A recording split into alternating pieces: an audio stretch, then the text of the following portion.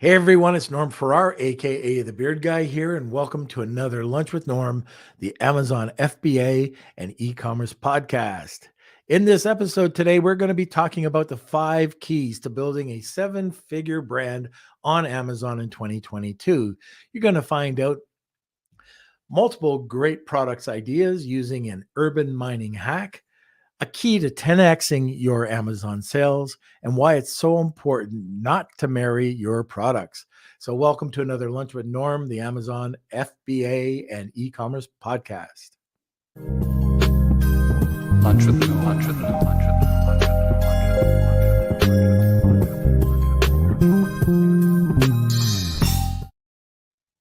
Oh, it feels so great not to be coughing every second, but I'm almost there. I'm almost there. So if I do cough in anybody's ear, I am still so sorry for it. I'm trying to hit the mute button, but I'm feeling much better today. So let's get started. Today, we're going to be talking about the 5 keys to build a 7-figure brand on your Amazon business in 2022. Our guest is the co-founder of Voltage Digital Marketing. He has been launching, operating, and growing private label e-commerce businesses for the last 9 years. As of today, his clients have sold over 100 million plus in physical products, primarily through the Amazon FBA sales channel. And I will be talking to Niel Twa very shortly. All right, now, before we get to that, let's get to a word from our sponsor. A big thank you to our sponsor, Startup Club, the largest club on Clubhouse with over 790,000 members and growing. They're one of the world's largest communities supporting the startup ecosystem, from founders to those wishing to work for a startup and everything in between. You can find them at www.startup.club for blogs, recordings, and a calendar of upcoming shows, and on the Clubhouse app. Just search Startup Club for daily shows 24/7. You can also now listen to their show, the Serial Entrepreneur Club podcast, on Apple and Spotify too. Stop by to connect, learn, and grow together. All right, let's bring in the boy wonder. Hello. You sound much more chipper today, I'd say. Oh man, it's good to get some sleep. It's good to get rid of this hack. Still got a little bit of it, but yeah, I feel so much better. Great. And we're on time too. What a day we're having. This is great. So, welcome everyone. I see we have Cool Hand joining us and Rad. Good to see you. If you're watching, let us know in the comment sections. Let us know where you're watching from in the world. We're over here in Toronto, Canada. Norm is just an hour north of us. And yeah, we start off today's episode by smashing those like buttons, giving us those thumbs up. And if you have any questions during the show for Niel or Norm, feel free to ask away in the comment sections. We're going to be going over a couple different keys for their Amazon business. And if you have any questions, beginner or advanced, let us know. We're going to be saving those for the end of the episode to kind of go over with our Q&A session. And we have a great prize today. So if you're new to the Lunch with Norm podcast, we do a giveaway every single podcast. So stick around to learn more about that giveaway happening as well. And also welcome Gavin from Jacksonville, Florida. Good to see you. And yeah, I think that's it. Okay, so as Kelsey was saying, if you do have any comments, questions, throw them over in the comment section. We will get to them before the end of the show. We'll try. And sit back, relax, grab a cup of coffee, enjoy the show, and welcome Niel. Hello. Hey, how's it going? Good. Thanks for having me here. I can't wait to start talking about some of these topics that we're going to hit into today. First of all, before we get into anything, I want to make sure that everybody knows that is your last name. Yeah. It's not an acronym. It's not an MBA, PhD. It's Twa, not TWA. So many people like to think it's some sort of accolade, but it is not. Yeah. I just wanted to get that out in the air. Let's get it out of the way. Twa. Okay. So, I think, I don't know if this is going back to basics, but I being able to build an Amazon account, for some people, it seems like it's impossible.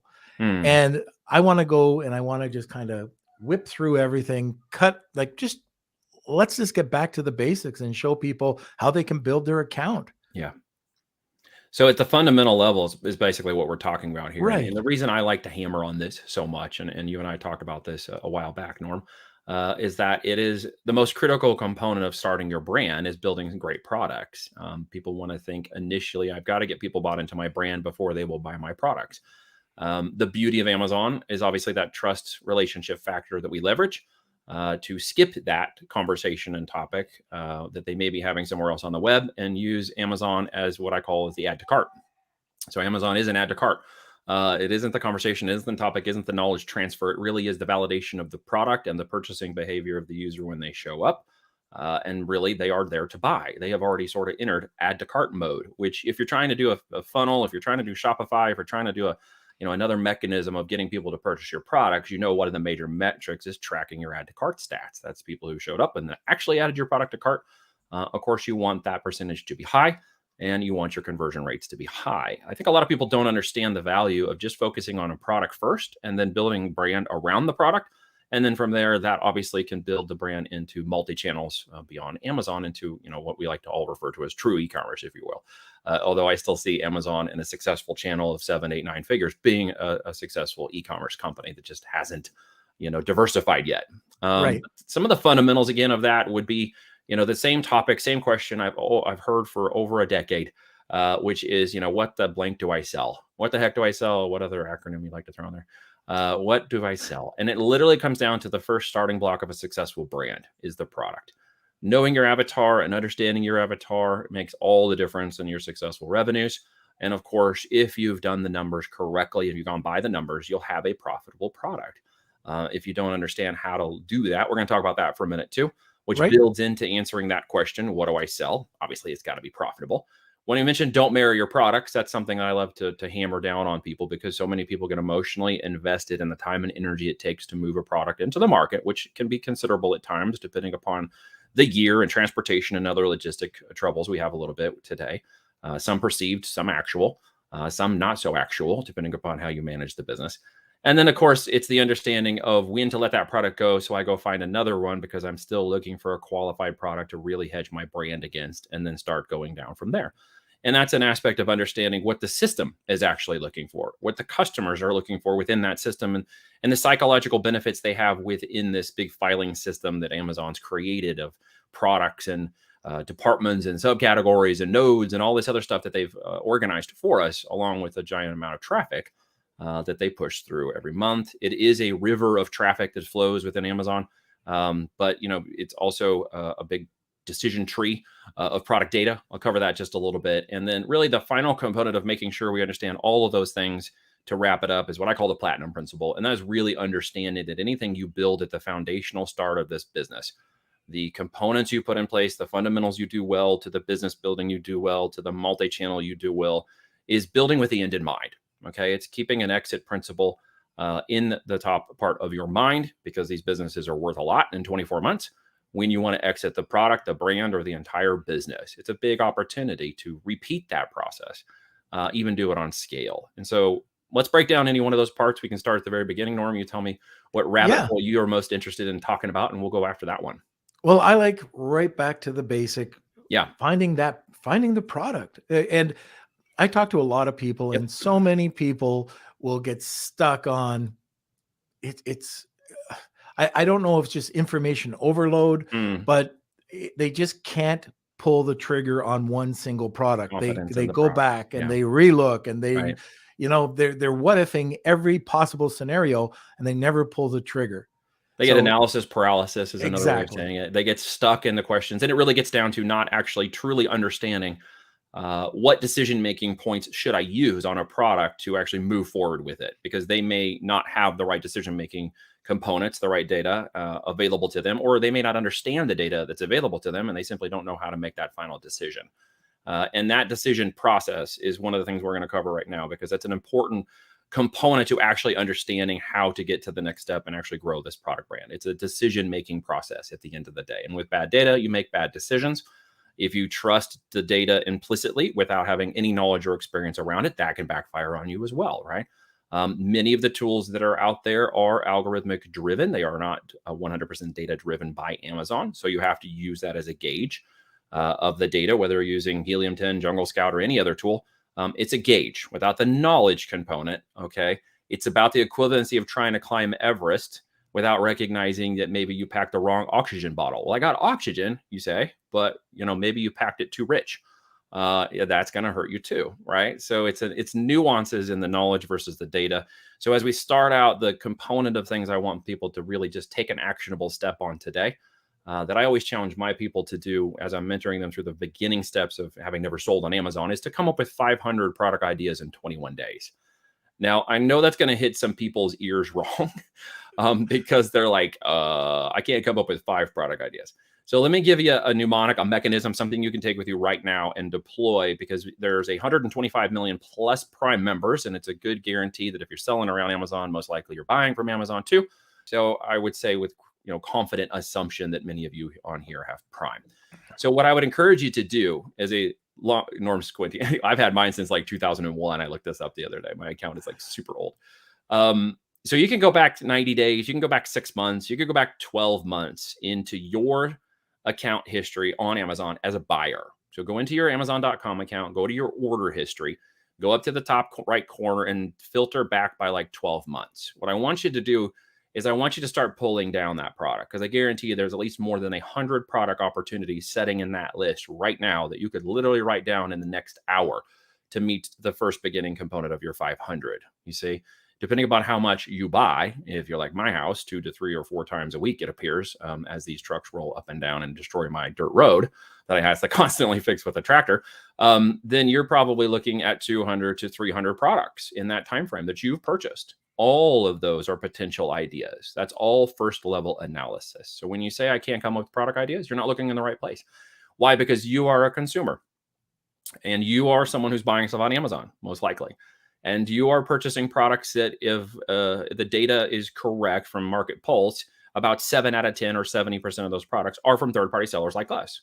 So with 70% confidence that one of those products that you purchased in the past 12 months came from a third-party seller like us, okay? So first level analysis is to determine those products. Second level analysis is to go in and find out, is that a private label seller? Is it Amazon? Is it a reseller? That's just looking at the Amazon buy box to kind of determine what the seller status is of the product that you're looking at, that you purchased in the past. The next level analysis is to look into your urban environment, okay, with the products you purchased. And instead of looking at it from the consumer, look at it from the buyer, look at it from the point of perspective that says, why did I buy that product? What solution was I trying to solve? What thing was I trying to gain? Was I trying to gain new shoes for my kid or a backpack for their new school? Was I trying to run faster or jump higher? Was I trying to gain weight or lose weight or replace my hair? Or did the kids need it? Whatever the purpose-driven aspect of that product was, stop and ask yourself, why did I buy that product? What was I trying to solve?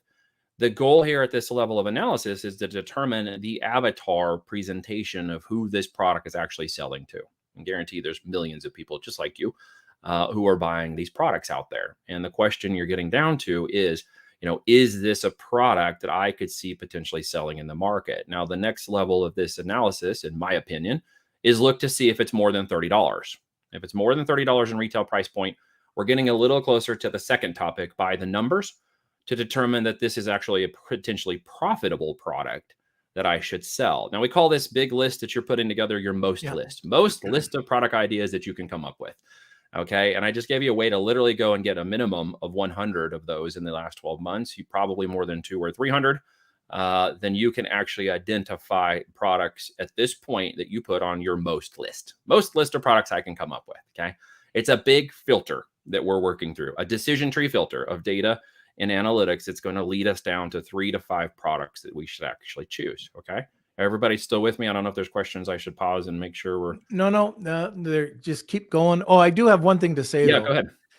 I recently went through this and you just kind of sparked a memory. I'm an old guy. I have some memory left, but anyways, I looked at my orders and this just hit me while you were talking. I was looking for light bulbs. Mhm. Okay. And I'd gone through and I spent too much time looking for white light bulbs, but they were light bulbs. Anyways, there is a lot of people know him. He talks a lot on podcasts, and he got his start noticing that he needed a light bulb, going to the Business Depot, seeing that there was a sale on the light bulbs, and this wasn't private label, but this was retail arbitrage, and just a brilliant move. He saw the light bulb, he saw it on special. He asked if he could get the store's light bulbs, put them on Amazon, sold out almost immediately, went back and bought them from right across the nation. Everyone. He made about $1 million on that. Wow. And that he never had any Amazon experience. He took a course and he just got going. But where did he get that idea? Needing a light bulb. Yeah, it's just finding a solution to deliver, right? And the beauty, again, of Amazon's system is that trust, in which the similarity and familiarity of the product are already known because the consumer has already had a conversation, a decision tree, a referral base, some other influence before they showed up to Amazon, because everybody on Amazon is not there to gain knowledge about the product base. They're there to validate a decision-making process that already occurred before they showed up. They're simply making secondary decisions in the price, maybe the video sold them on the benefit they're looking for, the bullet point triggered that buying purchase momentum, and they went to add to cart. So that can happen relatively fast. My expectation for listings we build is between 40 to 60% conversion rates. So we really work on the understanding that this is just a giant add to cart like any other place on the web where we want to convert sales. Instead of treating it like a knowledge-based solution, like so many sellers do, or a way to try to convert the customer into buying my product, instead they're missing the buying signals that Amazon sellers are looking for. And part of that comes down to identifying the right product that is sending those signals, okay? And not just the signals it's sending in terms of the social aspect of the LED lights and the way he thought and realized that was an in-demand product that I could sell, but it was the need for that product. It was the need for the consumer to get the kind of product, the size, the shape, the LED color, with the cool light, blue light, 3000, 5K, whatever it was they were looking to find that differentiation. This product met the number one criteria on Amazon for top sellers in what I call Amazon's slipstream of traffic. It's like a river of traffic flowing through Amazon for every one of these products. And what people don't understand is there's river by river by river running inside of Amazon. They think of it's like this giant spaghetti of traffic, when in actuality, this $1 trillion funnel knows exactly from the point of entry to the point of purchase how long it takes a customer to move through that traffic channel. And every one of these products has a traffic channel. People want to understand, is the complexity into trying to communicate the product? No, it's actually making sure that you get the product into that traffic channel correctly. Let me give you an analogy. It's like going up to a river that's flowing by, and it's a big river, and you got the kids and all your stuff and your gear and your igloo and your chair, and you have a seat down by the edge of the river. And you look at it and it's moving really quickly, and there are people floating by, and you're like, man, that river's moving pretty quickly. So you, in this instance, the seller, think, well, the river needs to move closer to me. So what you do is you try to coax the river over. You give the river a 50% off coupon code. You try to do and incentivize things to get the river to move to you. When in actuality, you're planted outside the river. It's not going to move to you. You need to get in the river. And the difference between 2 or 3 sales a day and 100 sales a day is whether or not you're on the sideline, really on the shore, or if you're actually in that river. And so many people miss the components of this. And one of those is ensuring that your profitability outmatches your competition. Competition is good. So as we go through our more list of criteria, we want more profitability in our product. We want more upside potential. We want more competitors. We don't want saturation. Of course, that's everybody's gotcha. What does that look like? Trending products that over time prices are reducing versus trending products in competition where prices are going up. Okay, if you track your 3, 4, 5 competitors you're going to target, they should have traffic moving up over time, over 12 months, not traffic moving down. You shouldn't see spikes in coupon codes and other things in their traffic. Those are all indicators of short-term temporary products that do not have long-term brandability or value to you as an evergreen or blue sky product. Those are all indicators, okay? So as we look for these products that are trending up, we need to make sure our profit's there. And this is actually net profit, all we really care about. The money I put in my pocket every time a unit sells, okay? Net profit. So important. So cost of goods, profit margin, gross margin, all of these things get screwed up. Let's get really clear on this right now, okay? Gross is a giant collection of profit. Net is actually what gets filtered out the bottom, okay? Net's what actually comes to you. So as you get this cost of goods, as you have your marketing, your ACOS and TACOS up here, you've got your storage and shrinkage returns, you've got your other variables of cost. transportation, logistics, freight, etc. You need all of those to be very clear and documented, so you know that if every unit you sold, you've covered all of that, plus the ability to order one unit, meaning your cost of goods. You can reorder one unit of a unit purchased, and then you get your net profit. It shouldn't be $5 or less. 70%, I know, of the sellers, and this is my own stat, so you can throw this out, right? Lying by stats. It's, in my opinion, from the people I know, it's around 70% of the people who fail in Amazon have sub $10 profit margins, and it's not enough for them to keep up with competition, long-term brand viability, growth, PPC costs, market and changes in the market for potential competitors and saturation, as well as logistics, freight movement, and other challenges we have within the environment, especially today. It was something we were cognizant of, Norm, like 3, 4, 5 years ago. But all of a sudden in the last 2 years, it's a major critical component of ensuring you stay in stock with your products, as well as making it and continuing to make your business profitable. So I recommend a minimum net profit of $12. Okay. So as you do your cost of goods, as you get your manufacturing, logistics, all this other stuff front loaded onto your product, you should have $12 you put in your pocket for every unit sold. That's my criteria. Neil, can I interrupt you there for a Go right second? ahead. That was my biggest mistake going into Amazon. Yeah. I sold soap. And when I got onto Amazon, I didn't take into consideration, this is something I forgot, some of the costs, that Amazon fees that were going to be $4.65. If I'm selling a soap for $7.99, Yep. not a lot left after you take out your cost of About goods. 35 right? cents in profit at the end of the day. Right. And so what happened is I Yeah. tried to bring up the cost of the soap over $9, and then people stopped buying the soap because it was too expensive. Right. Until I changed the packaging, and Yeah. that's a whole other topic. You rebranded perceived something value. stronger. Yeah. Yeah. But one of the things I was able to do, so if you're stuck in that, if you're stuck with a low product right now, like a low dollar value product, one of the things that you might want to consider is bundling it. So we did. We took it and we created a 3-pack or a 5-pack, and those were very profitable. And I was on a call yesterday, and I was really glad to hear this because in our group, we're talking about higher dollar value products. And one of the people on the call, I'm not mentioning any names, he was saying that he's targeting something at $2,000. And I'm going, congrats. If you've got traffic that can drive $2,000, or Ernest Epps. Yeah. Ernest Epps is always talking about high ticket. High ticket. That's all he And does. how to pull out not $100, but a lot more than that out of these high ticket products. And people are also looking for them. They are. I mean, he's a very smart dude in what he does. His thing is, if you sell 3 to 5 of those high tickets a month, all of a sudden, you're at $3, $5, $10,000 in profit. And he's right. It's a little bit longer sales. There's unique challenges to any one of those components, but he certainly knows that when one sells, it's profitable. And that's the most important component, I think, of that aspect. And you can sell those on Amazon too. Just don't expect to return, hundreds of units a month. Right. In some areas, unless you're at the top end and you're fighting off the major brands, but it's doable. That's like tier 4 in my list of tiers. Tier 1 is where you were. Tier 1 is where we played for a little bit too, at the very beginning of this whole thing, which I think a lot of us make that initial mistake. We think volume, which is a little bit immature in the aspect of Amazon, but you have to remember, if you're looking at it from a business perspective, an immature business person would think, well, I sold 1,000 units at 50 cents this month. If I sell 2,000 units next month, I'm going to make more money. And I hear that a lot, and that is completely wrong.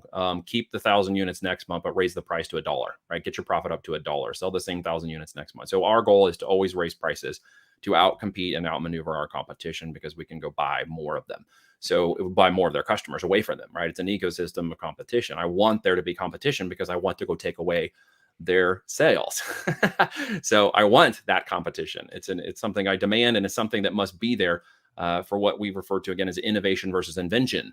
So the product types we're talking about, these most and more qualification products, you're looking at something that's innovation, not invention. That's another qualifier. Okay. It means that I'm not trying to reinvent the wheel. I'm not trying to create something wholly unique. This is a fundamental mistake I see a lot of beginners come to and ask, I don't see this product in the marketplace. I think it'll do really well. And it's an inverse to their brain for a minute. They have to think about this and change their viewpoint. That is wrong. Like, you don't want to be the unique product in the marketplace. You specifically don't want it to be your first few products you put into the marketplace. Later on, build a brand, build it up and build up your chain and supplies, build up your multi-channels, and go for it. Put an invention in there that no one's heard of that you can sell to your tribe. If you don't have a tribe and a customer base against your brand, don't start with an invention. Okay, go in with an innovation. So the thing you're looking at for those products is there's more upside potential. And that means this product has opportunities to change something about it to make it slightly unique. Okay, and that's one of the opportunities to not marry your product. Okay, go steal someone else's girlfriend instead. There are plenty of girlfriends inside of this system. And here's an example. I was up late one night watching infomercials with my baby daughter, and I was feeding her. I was somewhere between 2 and 4 in the morning, and they have all the worst infomercials that are the cheapest run at that time. It's like credit. And I remember seeing this thing pop up, and she was little, and the oldest one was only 2, and this was my second daughter. And so it basically was this thing called Seat Pets, right? And it was a pet with, this big face, and they had a cat and a penguin and a dog, and it was really cute. And it goes in the car, and you put your seatbelt through the car when they're car seat, and then they can lean their head on it, and they can put their stuff in there, and they can make sure they have this cute little pet in the car. But that's really clever. So I sent it to my partner, and I said, hey, what do you think about this? Let's brainstorm some ideas. I mean, these people are running an infomercial. This has got to be making money. You don't spend less than $500,000 on an infomercial. So I went on Amazon. They were there, but they had really bad listings, and they didn't have a ton of traffic yet. So we went in there, and I'm like, we can create a version of this. So my partner comes back, and he had young children at that point. And his son was interested in anime. And he said, you know what if we made the faces a little more like anime? We can cross this kids anime upcoming thing over here that was starting to trend really fast. And we can do the fundamental toys and games and kids and pets over here. And we could bring those two together. And I was like, that's genius. So we had them mock up some, in the market. We just innovated a little difference, and we crossed 2 categories of anime and kids toys together to make these plush pets. So we went out and got 2,000 units of those, and we launched them in the market, and we sold them all in the first 8 days. Jeez. So there was a demand for traffic for that product, where people were coming from the infomercial emails and other places, going to Amazon and looking for seat pets. And we simply put our product in the market, and there was a competition. There was suddenly a competitor. They were the first in the market. We were number 2. So my routing is, hey, it's okay to be number 2. We're number 2. So number 2 was okay. Why? Because we were basically leveraging ethically their traffic, keywords, and monetizing off the back end of these infomercials, as well as their products. And so what ended up happening is we got another 2,000 units. And as soon as we got that on board, it shot out really fast, again, with no advertising. So the point is, there is traffic flowing. There was traffic flowing for these types of products. We simply put an innovative idea in front of that traffic. We went into the water and literally got that product sold imperfectly. And we sold 10,000 units of that product in 8 weeks. So it was just flying. And it had a pretty decent profit margin on it. It had about an $8 profit margin. And it was one of the first ones we started to learn about branding and traffic awareness, and not marrying the products, just testing them very quickly and looking for trends that we could, ethically steal traffic and advertising from. And so that became a component of us test marketing products very quickly, is looking for combinations and trends. You mentioned bundling. This is in essence bundling 2 ideas together into one product. There's another example that I haven't done yet, so I'm going to give it out on this call as a freebie, because somebody probably needs to go research this one, do their diligence. And I can't guarantee it's going to sell, but I don't see a lot of bike helmets with unicorns on them. I don't see a lot of bike helmets with horses. I don't see a lot of bike helmets crossing children with creatures and animals that have to do a lot with the trending in the market right now for, mythical creatures and stuff. I think somebody is missing an opportunity. There's some competition there. There's definitely good profit. And it could be an interesting product. So these, again, just start to think about the market a little differently. Think about combining things. You mentioned, again, bundling. That's just a bundling of ideas versus a bundling of a product with a higher perceived value. Why? Because I could charge $49 for a unicorn helmet, and the other one's $19. So now I'm suddenly changing a whole different perception of avatar.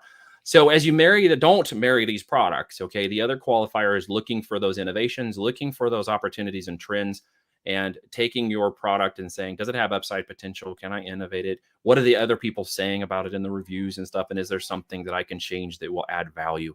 And then represent that value back to the marketplace, who says, oh, wow, this is fantastic. It looks like anime, and my kid's into anime, or whatever it is.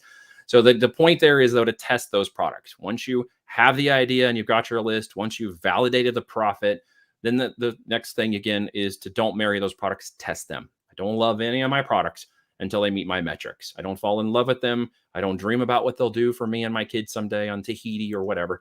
I look at their products and I say, is there somebody in the market who wants them? When the product proves itself and it's profitable, I'll fall in love with that product. Okay. It's a totally different way of approaching this. Test, test, test. The aspect of getting it into that slipstream, okay, that's that river of traffic. So we got our product, we got our idea, we're moving it. Again, the light bulb LED was a perfect example. The plush toys is another example. There's these rivers of traffic just flowing. And I mean rivers, like millions of dollars a day in sales are occurring for somebody else, not you at this point. Or maybe it's you, and kudos and congratulations. Or maybe you want more of that traffic.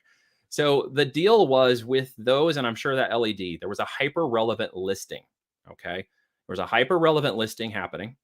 And that means that the dialed in aspect was, wow, that's the product I want. Yes, that reinforces. Yes, that price point is within whatever validation I think is cool.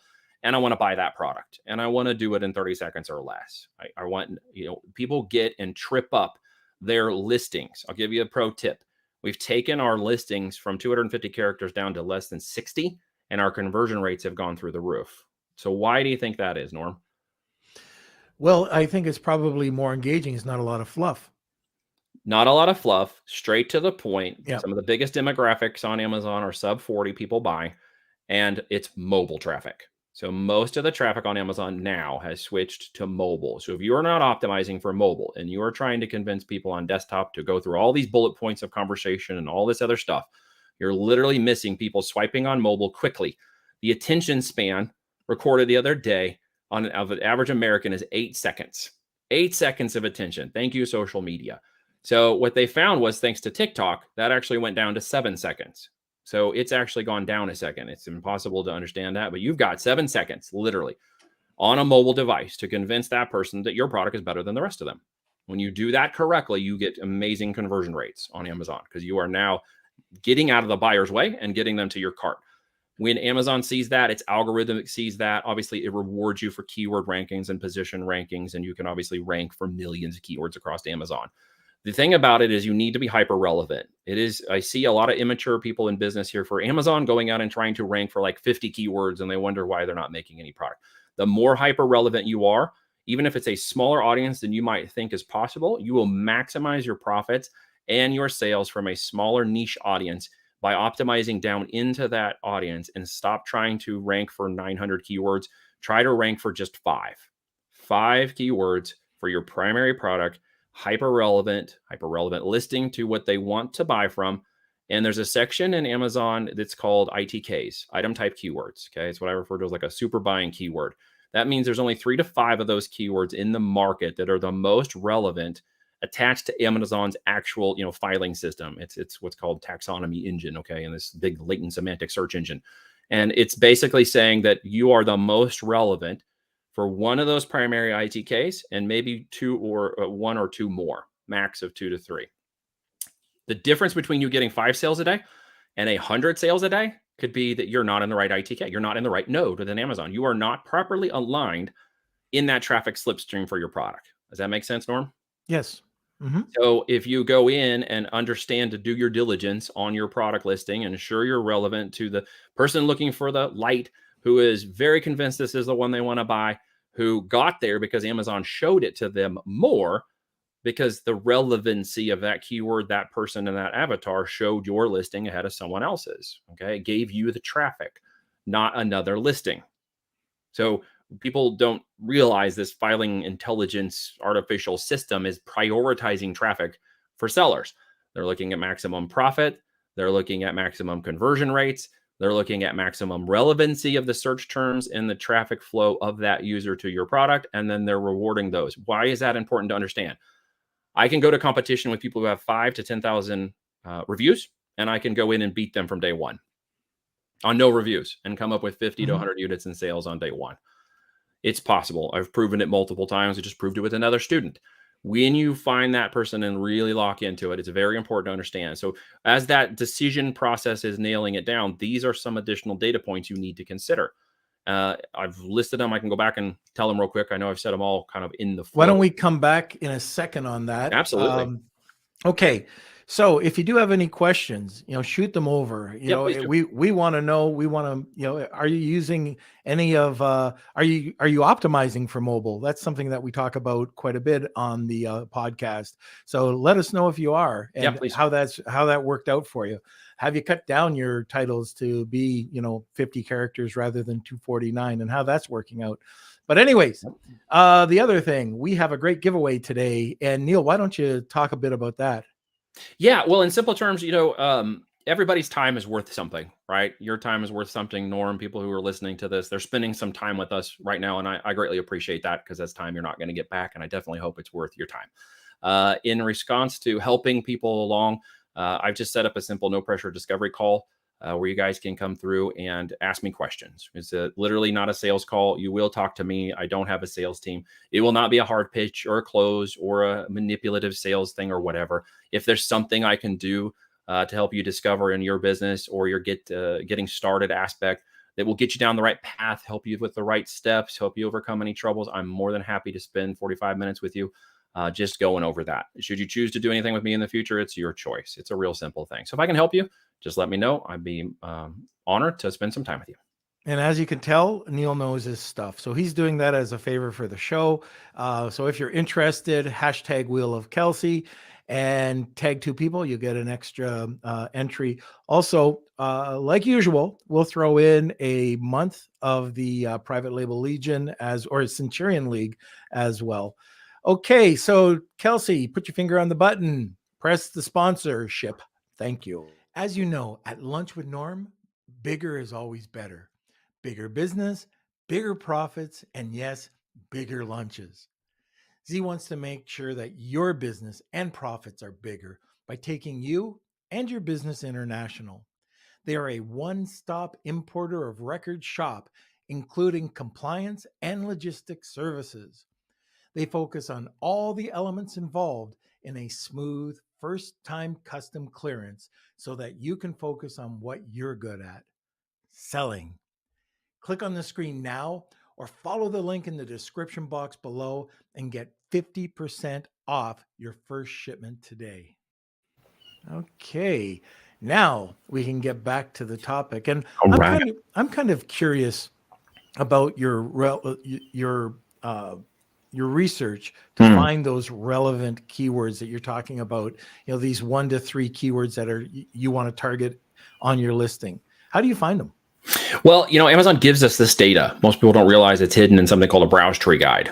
Inside of Amazon, as you go down and select which particular area, department, and category that you are looking for the relevancy of this product to sell, you'll go through the upload process. And as part of a web-based upload process, there's a link to look at the browse tree guide for that particular area. When you download it, it's an Excel spreadsheet. It should be the most relevant one they have available. Inside of there are the browse nodes. And what you'll need to do is go through those browse nodes. And your goal here, as you're understanding your avatar, is to ensure that the product type is matching as closely to that ITK, item type keyword, that Amazon has already selected inside of the system. Okay, so that's part of the relevancy, tying product to ITK. If product idea and concept cannot specifically be found in one that's very obvious, like the item type keyword, let's say hypothetically is LED lights. Well, if you're going to sell LED lights and you want to be the best seller, you need to be in that node called LED lights. And if you're not in there, maybe you're in light furnishings, you're in a different node, you're not necessarily maximizing the relevancy of your product to the buyer. So the aspect of that would be that there is one primary keyword for that particular node for your product. Then as you look around, you'll see secondary and third ITKs for products that are closely aligned to the, say, LED lights. Those are going to be secondary keywords and tertiary keywords for you to consider. It will usually be 1 to 3 word keyword phrases. They will all tie around that primary super keyword, that item type keyword that you're going to use. That should be the one you are going to be most hyper relevant for on your listing. So it's there. You just have to go know to get it and what to do with it when you see it. Right. So let's say that you are successful with the LED lights and you've got the node and you're fine there, but you want to expand and you want to try to get, I don't know what the next one would be up, but let's say it's the next node up. Okay. So the LED is a sub node. Mm-hmm.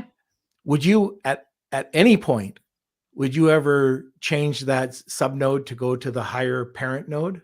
No. Because if you understand what's called a latent semantic search engine, which is the A9 algorithm running behind Amazon, then you would understand it's going to rank you for relevancy all the way to the top. So all the way up from subcategory, category to department. Once you're ranked for that node, you're going to be ranking for the rest of them. It's the same way if I rank for a 4-phrase keyword phrase, but the primary item tape keyword is 2 or 1 of those words, I will end up ranking for that top word after I rank higher for the 3 and 4 letter phrases, right? So the system itself is churning through those things and ranking your product based on its relevancy to those keywords. So there are a number of variations and things that it's doing, along with a number of sentinels or bots that are running around trying to qualify your new product we're talking about here with the existing products. In fact, there's over 100 of those that are basically what they're doing is trying to determine how well your product positions in the market within its node relative to the other nodes and the other competition around it.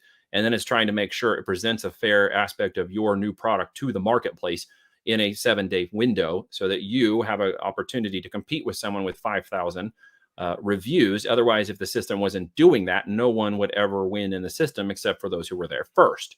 And so Amazon knows it's a end game business model if they don't fix that. So they have a whole team doing that. And then they have sub teams that are just running nodes and bots inside that system at the individual levels to ensure that someone, like me with a brand new product going to market isn't completely obliterated by somebody who has thousands of reviews already, giving me a fair chance to prove I'm a good product and that I have a long-term history coming with the engine.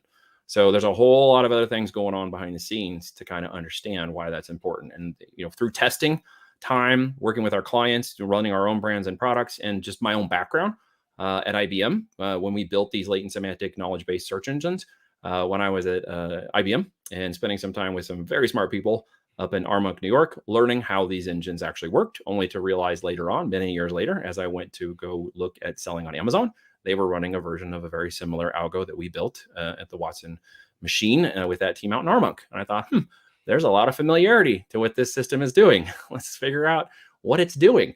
I know there's a lot of emphasis put on the brand, but just make sure we understand there's an algorithm working here. There's a technology that's making that occur. And that is that Amazon river I was talking about a second ago. It's flowing, and there's aspects of anybody getting involved in it with their first product, their first brand. Brand isn't established, in my opinion, until you have a minimum of 5 products. So once you launch in the market with 1 product, you are not yet a brand, in my opinion. Once you get 3 to 5 products and you become a portfolio of products, you're now becoming a brand. You're now becoming more of a potential household name. You have maybe subscribe and save set up. You've got potentially off Amazon marketing campaigns and things going for your business. You're now starting to mature into a brand. While you may have started with that from the beginning and had a brand name and got brand registered and even brand trademark, which you should do, you're not a brand yet. So your whole goal at this point is to just be the best product tester you can be.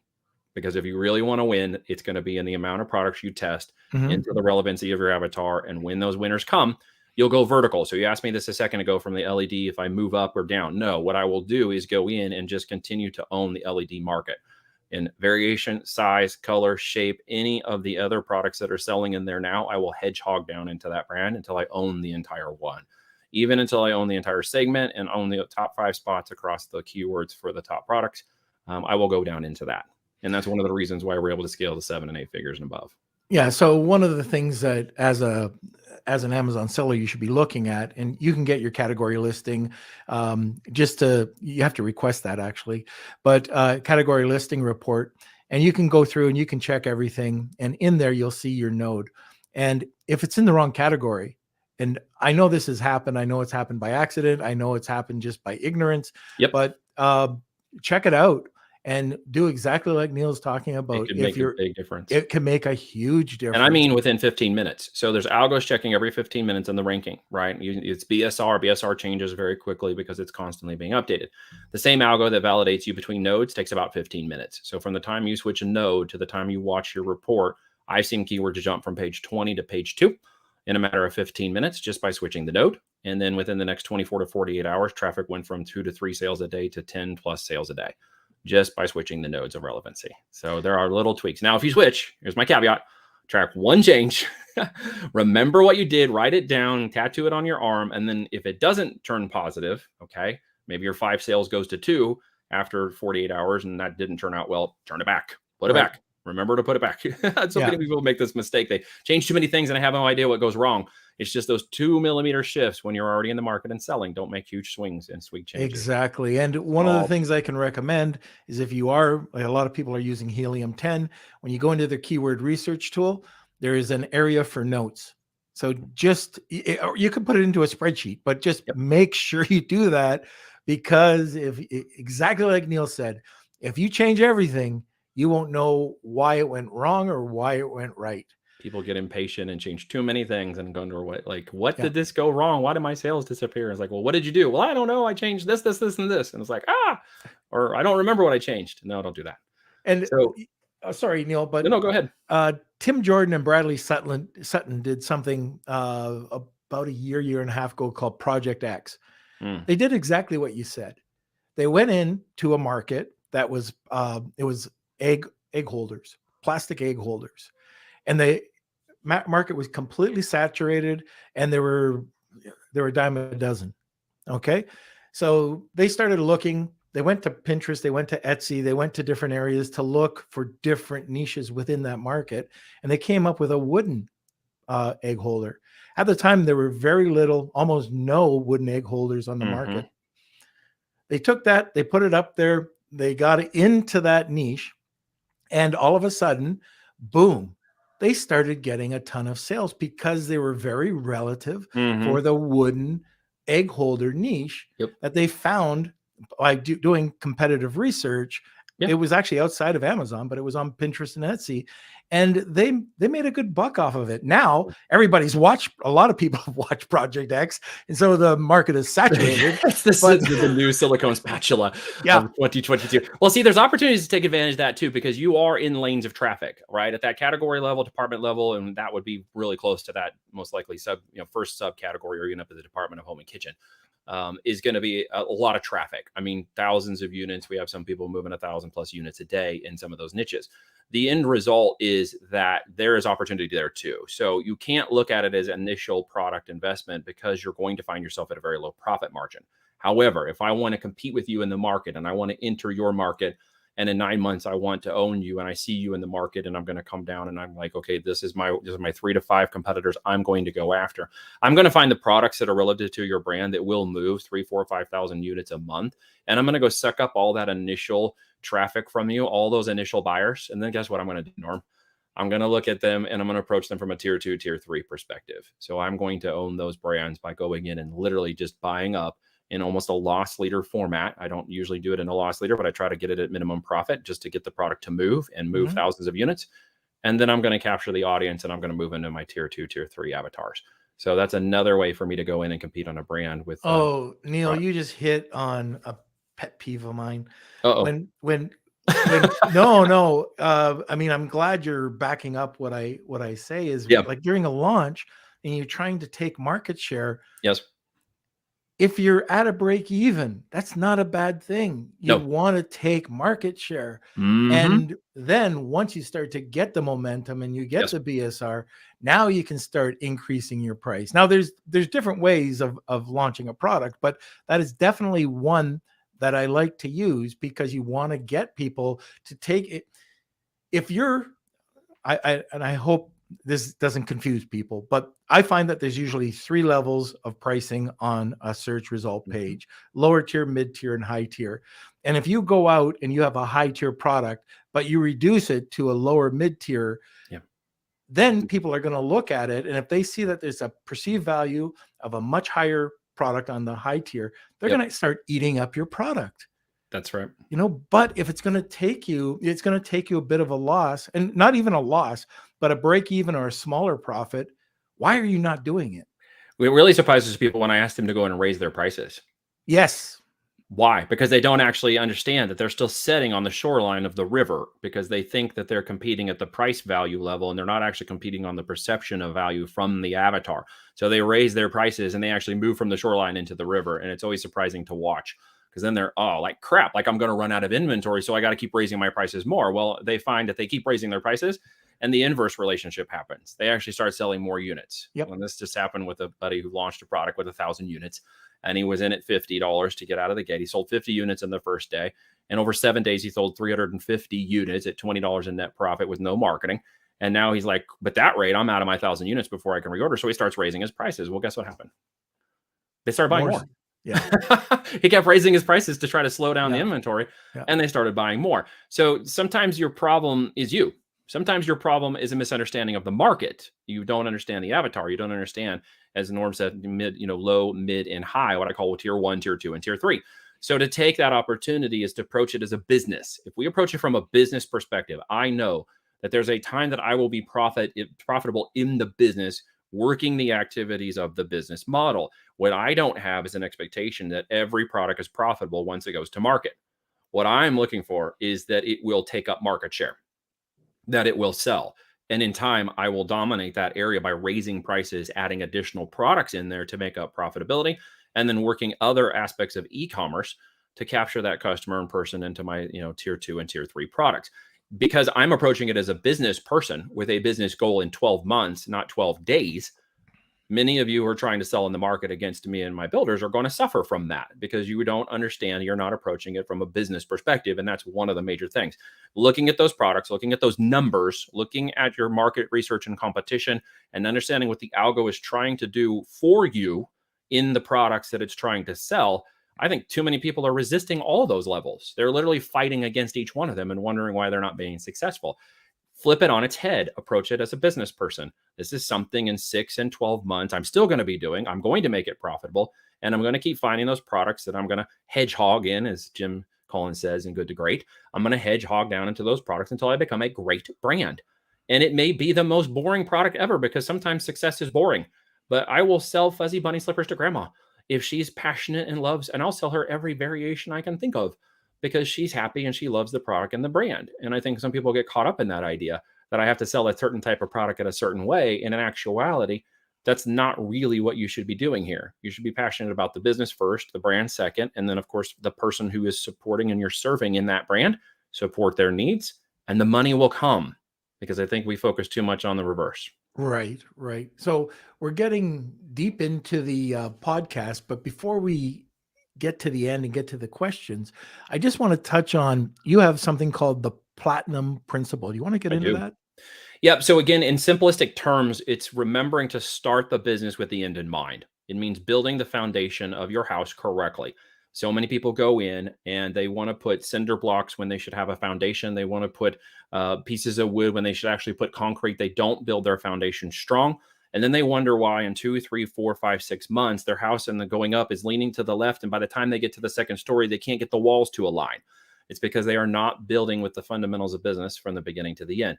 The understanding is that, yes, you can cash flow these businesses nicely until some time when you exit, but the exit really is the business model. With the opportunity with so much cash, 12 billion now plus being deployed into aggregators to purchase these brands, your opportunity is in 12 to 24 months, usually 24 months of time, to exit these companies for a massive payout. Your business is not done. Your job is not done. You can build multiple brands. You have the knowledge and skill set. You can go back and do this again over and over and over again. So if you're thinking about it more like a business in terms of opportunities, in terms of divisions, in terms of multiple brands, you will be able to do this faster and easier as you go through your first business. Your first business isn't your last business in this instance. You should understand operational independence, which is a huge component of ensuring that if I'm going to buy your brand, that I don't want you to be the whole reason why it works. You can't be a one-man show and come to me, even if you have a 7-figure business with great profits, and say, here's my business, because I don't want your job. And neither do the people I know who are buying these companies, right? They want to know that there's operational independence within that, where you have key employees, key processes, key systems in place, SOPs, standard operating procedures, and other things in your business that would allow me to take over the components of that property, the intellectual property, the key employees in that brand, and then be able to deploy 500 to $1 million into that brand and see it get to 5 to 10 million if it's not there already.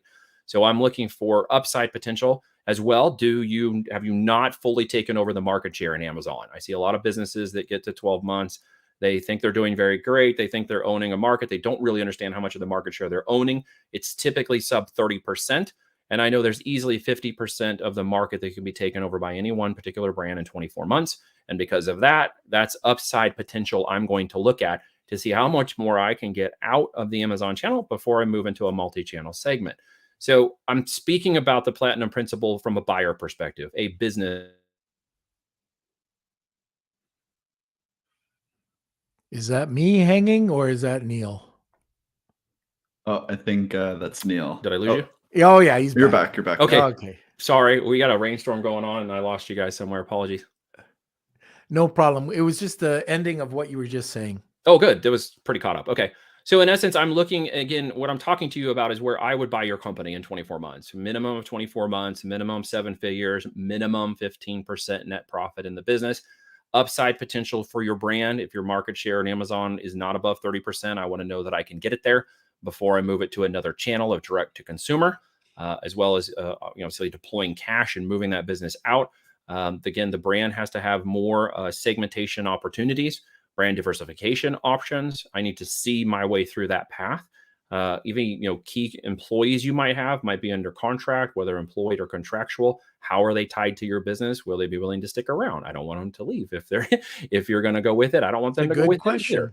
Yeah. right? I want to know that there's a structure of operational control that is happening with this business. So the platinum principle, really, in its core component again, is to understand that if you're going to build these, don't treat it like a side hustle or a hobby business. Treat it like a real business. It's that rainstorm. In the market versus what is actual. I mean, I can take products to market that have no reviews. Okay. But in the first 7 to 14 days, we'll have a process of getting a legitimate verified, 5 reviews on that. But it's not, again, a requirement. See, again, there's so many narratives out here, Norm, that I feel like you and I constantly have to break down in these conversations, because somebody out there is not operating this like a business. They're operating it like a coaching. And because of that, they are not actually scaling these to the levels we have gone to, the 8 and 9 figure level. And because of that, you have a whole different types of aspect and viewpoints on this as a business. And I want people to tie into that platinum principle, because you can exit these businesses when you're ready. It's like a golden parachute. You want to exit that business and go take a break with your family, you can do that. 3 to 4x at the FBA level if you meet those minimum requirements I just mentioned. If you do multi-channel, and I don't just mean Walmart and eBay and Wayfair and other things, I mean if you open a direct-to-consumer channel on Shopify or a funnel, and you are now bringing in a lot more customer data, okay, which is worth a lot of money. If you got email lists set up, if you got a TikTok campaign going or a Facebook campaign, you got some other way that you are now building and developing the brand segmentation that you are launched off Amazon, you could see anywhere between 6 to 10x on that business model. There's a lot of money to be made in building these companies for exit. And that's the predominant thing I want you all to focus on in the aspect of business building as true business building, not just a side hustle or a hobby. There's so much opportunity in the marketplace. People say there isn't, but I'll tell you, there is a lot of products and a lot of markets that are not being touched properly that we are going to take over at some point. And maybe you can too. And it doesn't have to be the next greatest and best. Sometimes those are the hardest products. The new products are harder to bring to market. But brown bag products, I've sold them. My family sold brown bag. I think my dad went out of his way to try to find products that just other people wouldn't sell. Yes. Like he made backs of shoes and made a ton of money cutting backs of shoe and molding backs of shoe. They're called counters. Nice. And retreads. He did, yeah, like just crazy. Yeah. Millions of dollars on chair gliders. It's just amazing to me, because you get surprised by so many things. We were pleasantly surprised when the plush toy went out as well as it did, because initially our expectation was we're testing it to see. And when it took off, we're like, hey, we love you, but not until then. And it doesn't, again, have to be sexy. It's not invention, it's innovation. Innovation to the point you can brand trademark. I think that's important to go back, because the platinum principle in the aspect of intellectual property and creating that business asset that's worth something, I'm going to look at you and say, are you brand registered? Do you have your website? Are you brand trademarked? Are there other aspects of your business and LLC that are structured in such a way that create a unique business opportunity? Or are you just a looky-loo, a ditto of anything else in the market? That's not going to be interesting, right? Because we can't take that brand to 5, 10, 20, 50 million a year without those foundational things in place. And so many people have not taken the time and money to do that. And I will tell you, that is an opportunity for you to get destroyed, if not in the next 3 months, but the next 9 months on Amazon, if you are not working properly within their system of registration, within the trademark, and within real business operations. Even we've had them come in and look at our manufacturing supply chain. They went down and visited it to make sure we're a legitimate brand. And if you can't prove that, you're going to get hosed. You're going to get Yeah. hosed in the marketplace. All right. So we got a few questions here. Kelsey, do you want to read them off for me? Yeah. Yeah, for sure. Let's see. From Claudia, how much search volume do the 5 keywords need to have? Whatever the search volume is for your target keywords is what you're going to get. Now, consider that if it says 10,000 a month, you have to consider that where your position for that keyword is how much traffic you're going to get. You will not get all 10,000 of those, even if you're the top position, top sponsored. Okay. It's going to be diversified. The algo does not give any one product all search term traffic. So we usually take, that and cut it down to like 70% conservatively. So if it says 10,000, there's a possibility for you to take over 7,000 if you are maximizing that keyword's traffic. Again, it's a great question, but I will call it to task in this way because it's a little bit of a scarcity versus abundance thinking. The scarcity is, well, if there's only 5 keywords and each one only has 5,000 total search volume, there's not going to be enough traffic or conversions for me to make money. That's not actually the truth, because the inverse relationship of you getting 5,000 people. All right. Let's guess what he's the right saying. Profitability. Man, I'm sorry. I don't know why this keeps kicking out on me. I must have lost a It was squirrel just on the my last internet. sentence. I got a squirrel down on the internet out here in the country. Is that you will get the maximum amount you're going to get. If you can raise the conversion of your unit session percentage or your conversion rate up above 30 to 40%, then the max amount of traffic you will have access to for those keywords in the market means you're going to get the max amount of conversions above your competition. And then it will reward you for those additional keywords. Okay. You don't have to focus on them, but they will show up and you will convert on them because part of that latent semantic search engine is going to go out and find you all these other products that you can rank for, all these other keywords you can rank for. Okay. Next. Okay. Next question from Nathan. When considering if a product is a keeper, what specific things do you look for? Yeah, back to that initial point. First off, the product has to prove it's got the right numbers. If I can approach the market with more than $12 in profit per unit, and I know my competition does not have $12 in profit per unit, what do you think I should do? What would be the outcome of that, right? The simple answer is I'm not going to necessarily worry about my A costs or my TA costs, my tacos, because I am going to go in and buy up all your people. Because if you have $6 in profit and I have $12 in profit, how much do you think I'm willing to spend to convert a customer that would have bought your product, but instead is going to go buy mine? So if you aren't thinking about it like that, then you can't compete with me in the market, right? And if you want to compete with me in the market, one of the major variables is to determine that your profit at least matches mine or is close to mine, knowing that you're going to be able to compete with me for going in and buying up the traffic. Okay. The other component is BSR should be, it's going to sound weird to people, between 50 and 100,000. Everybody wants to get sub 50,000 BSR, but that's where you're going to find a lot of those categories of department and subcategories. And there's a lot of saturation in that. And that's where you guys get caught up on the wrong metrics. 50 to 100K with great profit means I have an opportunity to grow into that niche and become the dominant leader, and then take over the additional niches with higher profitability later on, which will drive my BSR down to where I want it to be. So most of my products only have between 9 to 15,000 in BSR, and we're making very good money because we're making the profit. And it's a very different approach to thinking, well, I got to get down to the 1,000 BSR before this is successful. No, I don't care about bestseller badges and best choice badges and that other stuff. I care about moving the units profitably. My partner over at Honu, Afalabi, one of the things he always says is the profit is in the sourcing. It's just, there's so many areas in sourcing when you're looking for that product, and the supply chain management that could make or break. It's a differentiator. You are correct. All right. Our next question is from Cool Hand. It's a biggie, so hold tight.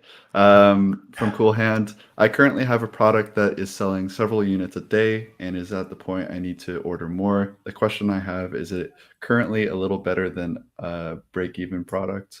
The market prices are rising, so my product is going to go up also. I plan on adding some extra value to the product, but this particular product is going to still be less than a $12 profit product. In your opinion, should I pursue still selling this, or should I cut it off? It sounds to me, if you're going to change the strategy and expectations of that product, it's an opportunity. If you shift it towards a product that will continue to grow your brand as a product that will move your brand farther into the marketplace, as long as it's not costing you currently for that product, you will need to move additional products in the market, obviously, to get your profitability up. So there's a, this is just my opinion, Norm, you're willing to obviously chime in on you, but I would take that product and use it as an opportunity to grow your brand. I wouldn't, if you're getting sales on it and you know that raising the prices is going to get your profitability up, but not maybe above the 12, I would use it as an opportunity to move you into the second, tier 2, tier 3, mid to high level products and take a different approach to it by launching additional products. Yeah, the only thing I would add to that is if you can take a look at any of the reviews or from your competitors' reviews, and if you can do any form of product innovation or brand increase segmentation or yeah, avatar yeah, yeah. segmentation. Exactly. Yeah. That might be something I would look at too. So it's not necessarily a dead product. It just, and like you were saying earlier on too, if you can do something to bring that up to the next tier and still drive traffic, it just might be in the wrong tier. That reminds me of something, Norm. So let me give you a quick.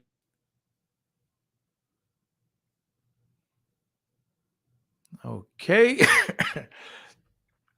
They use it for the social media calendar. They use it for interacting with their family and friends. And then there are some of us who use it 80% of the time for business reasons. Mostly it's about communications, the business itself, etc. We're using the same device, but two different avatars doing two different aspects of business. One's higher perceived value, one's lower perceived, one's utility, one's a business justifier.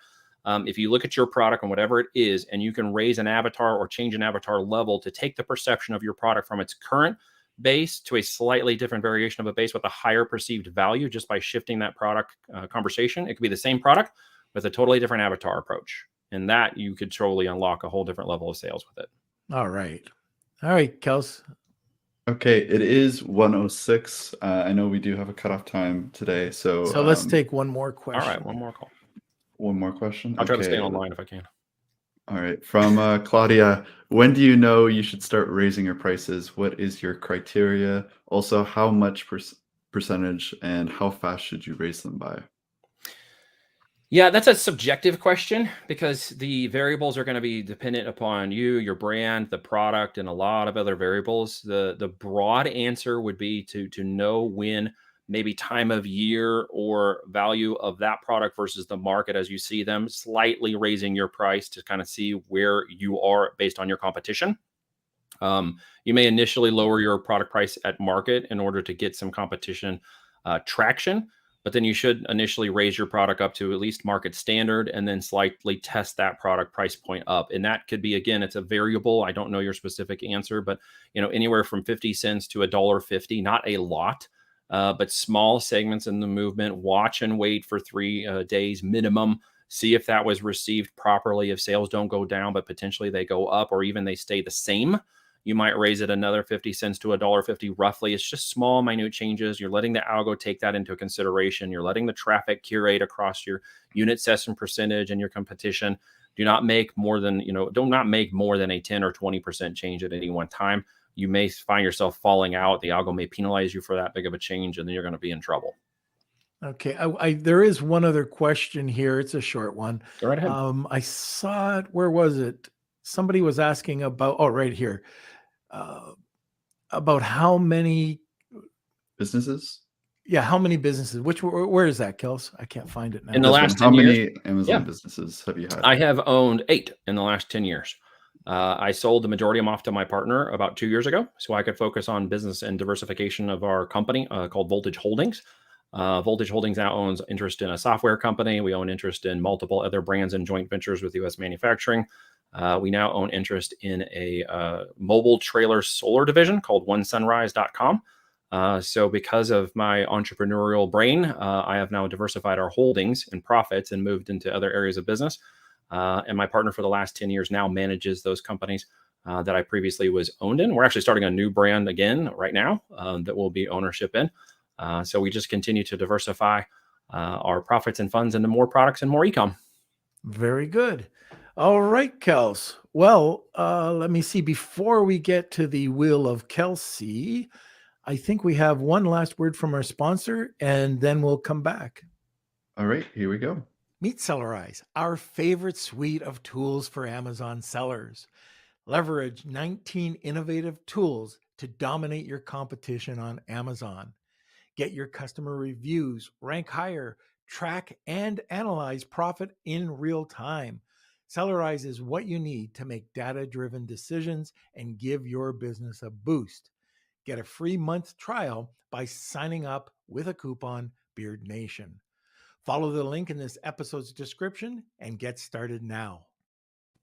Okay, so Niel, you've never seen or experienced the Wheel of Kelsey, have you? I've not. I'm a Will of Kelsey newbie. All right, right. Kels. Well, buckle up. Here we go. Here we go. It's time for the Wheel of Kelsey.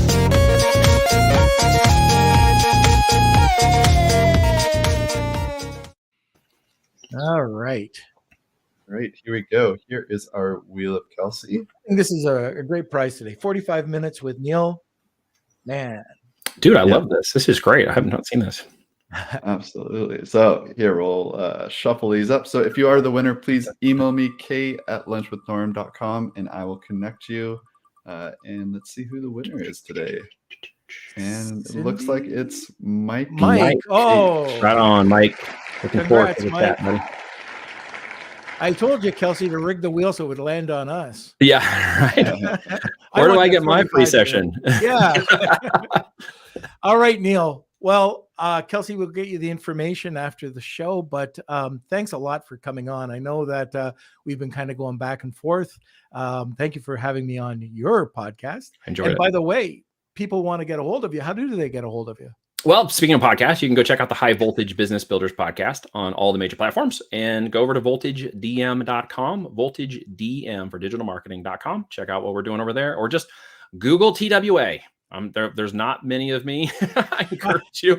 It'll be me and the airline, and you'll find me one of those ways. Follow me on social media, and we'll connect one of these days. All right. Super. Thank you, Niel, for coming on, and My hopefully honor. you can come on fairly soon.